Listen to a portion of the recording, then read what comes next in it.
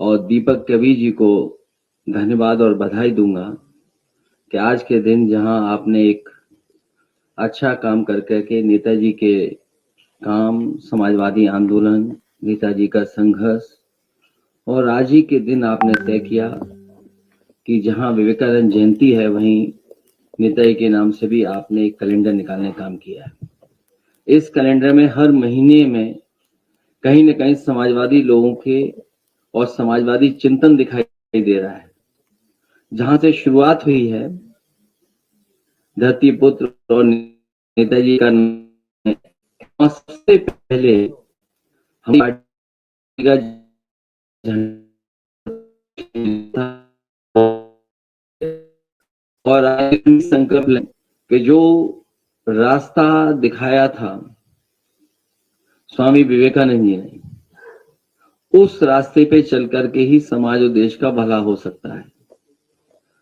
नकारात्मक राजनीति खत्म हो, समाज में जो भेदभाव है कभी जात के आधार पर, धर्म के आधार पर, उसको दूर करके और साथ ही साथ अंधविश्वास कैसे खत्म हो और जो हमारे समाज की बुराइयां हैं वो कैसे खत्म हो, उस दिशा में लगातार हम लोग आगे बढ़ते रहें, तभी हमारा समाज और देश आगे तरक्की खुशहाली पे जाएगा।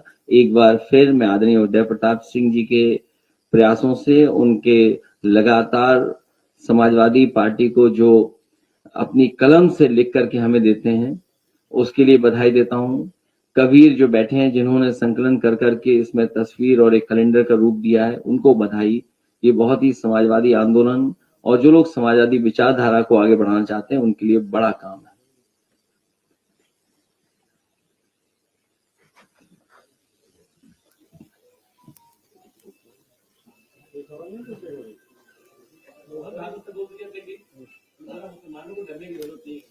मैंने पढ़ा नहीं।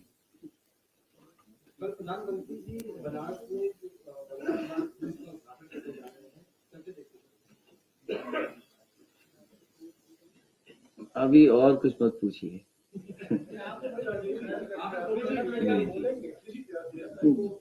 देखिए, गंगा एक्शन प्लान जो पहला बना था और समय समय पे सुप्रीम कोर्ट, हाई कोर्ट और समय समय पे अखबारों पे पढ़ने का मौका मिलता है, उसमें यही दिखाई देता है कि अभी तक के जो प्रयास हुए उससे मां गंगा साफ नहीं हुई है। जब तक उसकी सहायक नदियां, जुड़ने वाले नाले, उनकी गंदगी नहीं खत्म होगी तब तक मां गंगा साफ नहीं होगी। हजारों करोड़ रुपया साफ हो गया है लेकिन अभी तक नदियां साफ नहीं हुई हैं।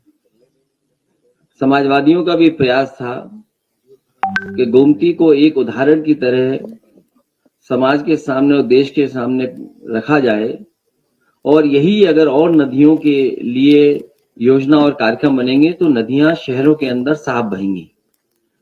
हमारे जितने भी शहर बसे हैं वो नदियों के किनारे बस गए और जब बसे थे तब नाले और कोई सीवेज का ट्रीटमेंट का इंतजाम नहीं था, जिसके कारण सीधा सीधा जो कुछ है शहर का गंदा पानी, गंदगी सब नदियों में जा रही है। तो ये प्रयास समाजवादी सरकार में हुआ था, वही रास्ता है नदियों को साफ करने का।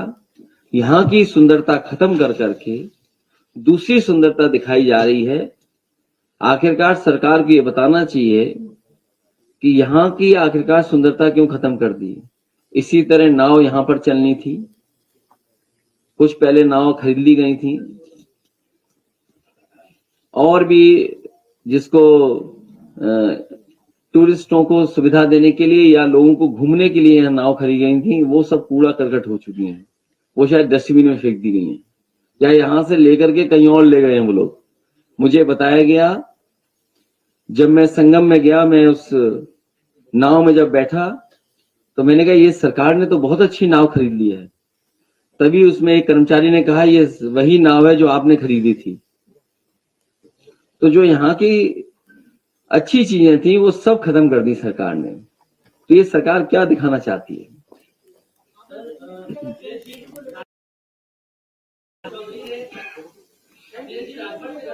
ये आपके लिए मुद्दा हो सकता है, ये हमारे लिए मुद्दा नहीं है।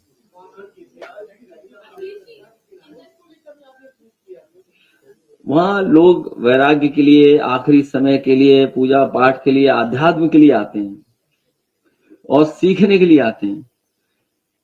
लेकिन ये भारतीय जनता पार्टी टूरिज्म और पैसा बढ़ाना चाहती है, पैसा कमाने के लिए व्यवस्था बना रही है। आखिरकार वहां के जो निषाद समाज के लोग हैं, जो नाव चलाते थे, नावक थे, उनको क्या लाभ मिलने जा रहा है? उनके लिए क्या सुविधाएं दी गई हैं? क्या बड़े उद्योगपतियों के लिए सुविधा होगी, या बाहर से जो कारोबार करने वाले लोग हैं उन्हीं के लिए सुविधा होगी? हमारे नाव चलाने वालों के लिए क्या सुविधा होगी? और इसी तरह जब आपके गोमती रिवर फ्रंट में इस तरह की नाव चलने की कोशिश थी तो उसको क्यों खत्म कर दिया गया?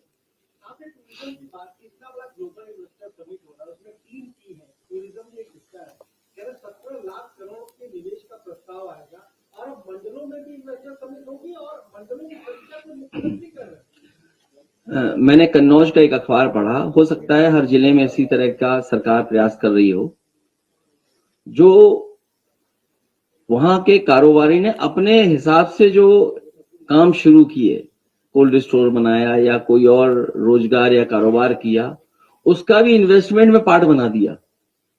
तो कहीं ऐसा तो नहीं कि दुनिया से इन्हें इन्वेस्टमेंट न मिल रहा हो। हमारे यहाँ जो स्वयं उद्योगपति या कारोबार करने वाले जो समय समय पे काम करते हैं, उसको भी इन्वेस्टमेंट में शामिल कर दिए हों। सरकार को ये बताना चाहिए कि पहले इन्वेस्टमेंट में आखिरकार कितना जमीन पर पैसा आया है, उतरा है।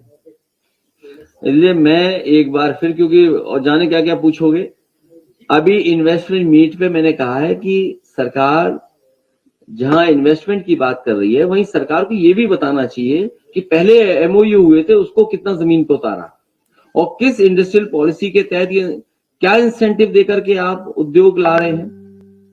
जब आपके पुराने एमओयू जमीन पर नहीं उतरे हैं तो नए एमओयू जमीन पे कैसे उतरेंगे? और फिर नया इंसेंटिव क्या दे रहे हो आप? ये केवल चुनाव की तैयारी है, जनता को धोखा दे रहे हैं। और जब लाखों करोड़ का इन्वेस्टमेंट बता रहे हैं तो ये बताएं कि इतने इन्वेस्टमेंट के आने से कितना रोजगार सृजन होगा। आखिरकार रोजगार सृजन कितना होने जा रहा है? और पहले जो घोषणा पत्र में लिखा था करोड़ों रोजगार नौकरी, उसका क्या हुआ? इसलिए आप भी कंफ्यूज मत होइए, आपको बहुत अच्छा पैकेज मिलेगा, बहुत अच्छी चमक धमक दिखाइए, जमीन पे कुछ नहीं उतरेगा।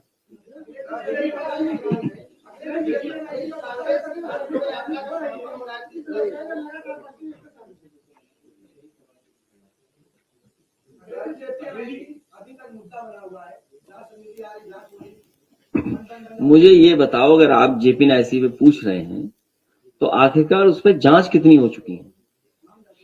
नहीं, मेरी जानकारी में नहीं है, मुझे तो अभी तक जानकारी है कि 3 बार जांच हो चुकी है। हो सकता है सरकार ना काम करने के लिए एक और जांच कर दे।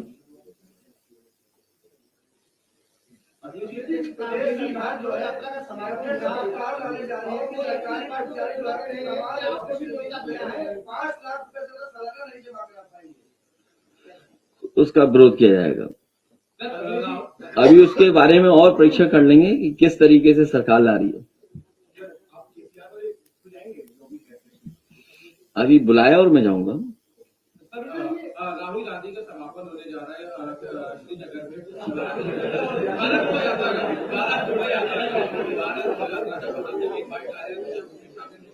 उसके अभी इनवाइट आया है तो मैं अभी पार्टी से डिस्कस करूंगा, उसके बाद उस पर फैसला लूंगा।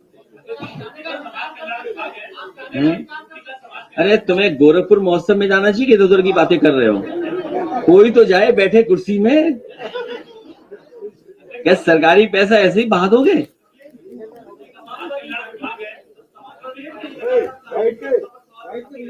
अरे बैठ के भैया, बैठ जा भाई।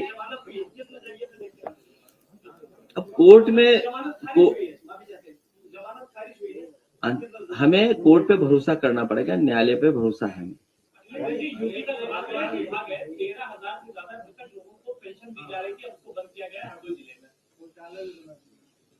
अब इस तरह के अगर आंकड़े आ रहे हैं तो न जाने कितने लोगों को और मिल रहा होगा और जिलों में।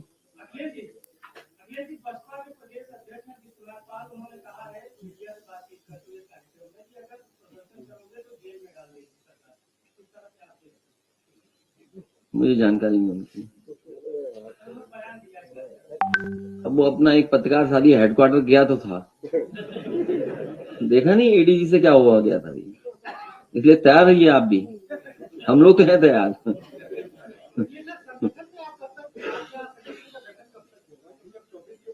आपको इस बात की क्यों चिंता है? नहीं, अगर आप बीजेपी की गुप्त मीटिंगों की हमें बता दो तो हम आपको संगठन बता देंगे। नहीं, आप हमें गुप्त बैठकें जो हो रही हैं उनकी बात बताइए ना। नहीं, आपको इससे क्या लेना देना, आप बहुत जल्दी बन जाएगा, शुभ दिनों बनेगा। आज शुभ दिन है क्या? अच्छा, शुभ दिन आने दो भाई, आप ही कहते हो कि शुभ दिन में काम किया करो। अच्छा, आप ही ने कहा कि शुभ दिन में ही काम करना। आप में से कुछ साथी हमसे मिले, उन्होंने कहा कि अगली बार शुभ दिनों में ही काम करना, तो अब उसी का इंतजार कर रहे हैं। नहीं, वो अलग अलग जगह से पूछोगे तो अलग अलग तरीका बताते हैं। तो जिनसे हमने पूछा उन्होंने एक तारीख बताई है, उस दिन आपका पूरा संगठन तैयार मिलेगा, उस दिन से बनने लगेगा। मैंने सुना नहीं, मैं यूएस टॉप 10 सुन रहा हूँ आजकल।